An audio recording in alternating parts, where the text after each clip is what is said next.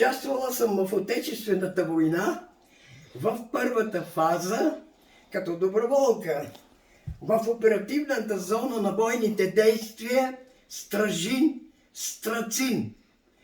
Войната е много страшно нещо, много грозно. Войната няма лице, има смърт, кръв, убити хора, разкъсани тела, умиращи, заклеймяващи. На 18 октомври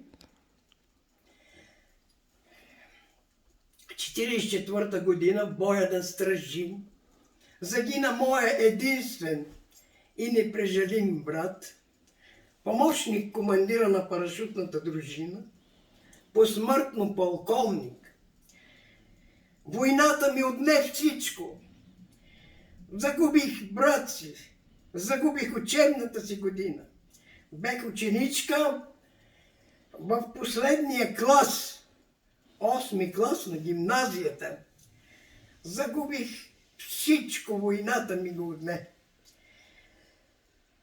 Видях колко е силен българския войник. Непобедим.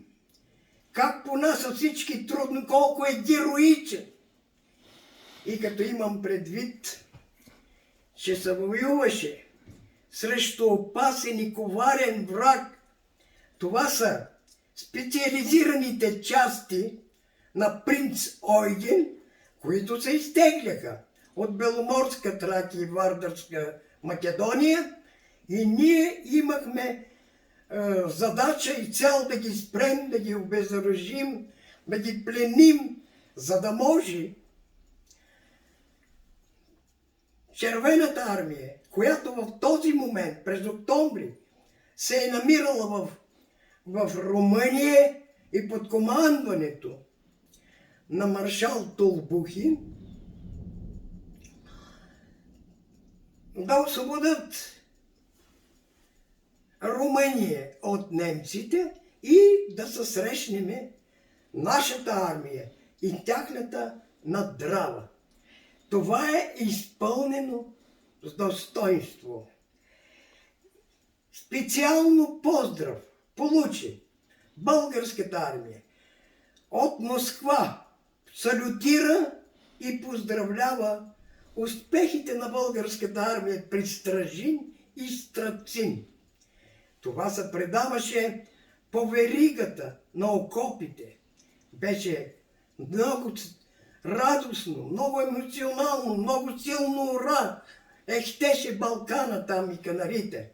Това е нещо неповторимо. То трябва да се почувства, да се изживее.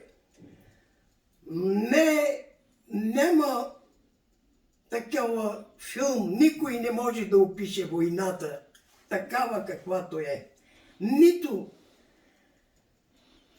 художници, нито кинематографисти. Всичкото това, което е и го преживееш лично ти. След войната, този 18 октомври, когато загива брат ми на боя на Стражин, става пробива на Стражин.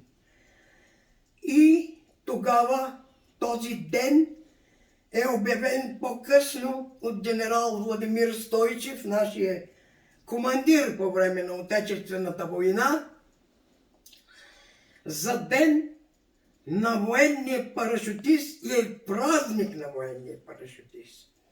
Генерал Стойчев идваше много при нас. Той много обича армията, много обича, беше ни като баща.